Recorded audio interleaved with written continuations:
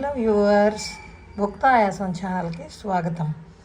ఇప్పుడు నేను చేయబోతున్న వంటకం గోంగూర పచ్చడి.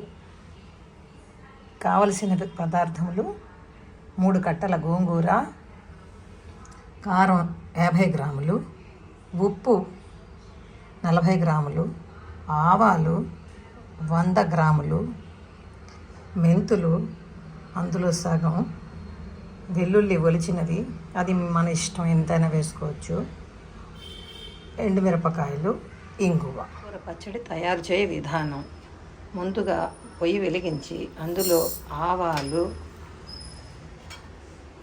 మెంతులు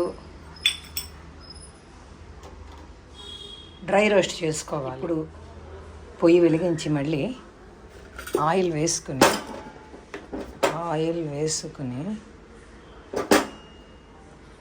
నూనె మరిగాక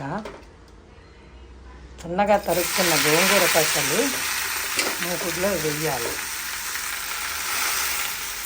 గోంగూర ఇలా రంగు మారుతుంది. మారినాక అప్పుడు ముందుగా మనం పొడి చేసి పెట్టుకున్న ఈ యొక్క ఆవాలు, మెంతులు పొడి, అలాగే ఉప్పు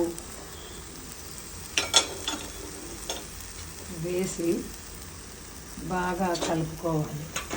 మరొక మూకుడు పొయ్యి మీద పెట్టుకొని, ఇందాకలా నూనె చెప్పడం మర్చిపోయాను, నూనె దీనికి కనీసం 150 గ్రాములన్నా పడుతుంది. ఇది గోంగూర కాబట్టి ఎక్కువ నూనె పడుతుంది. వేడెక్కేలోపు ఇప్పుడు ఇందులో కారం ఉప్పు ఎవరి రుచికి అనుసరించి వాళ్ళు వేసుకోవాలి. నేను చెప్పినట్టే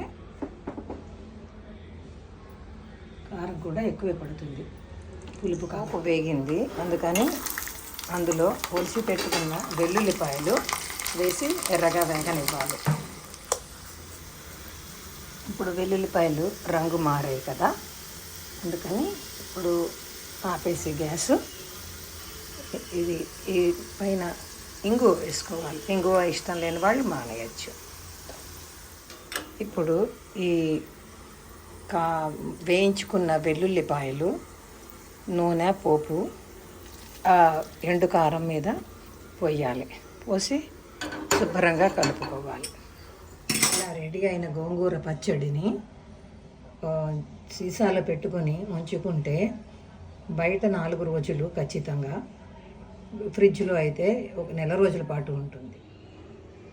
నా ఈ గోంగూర పచ్చడి రెసిపీ మీకు నచ్చినట్లయితే దయచేసి లైక్ చేసి సబ్స్క్రైబ్ చేయండి. Thank you.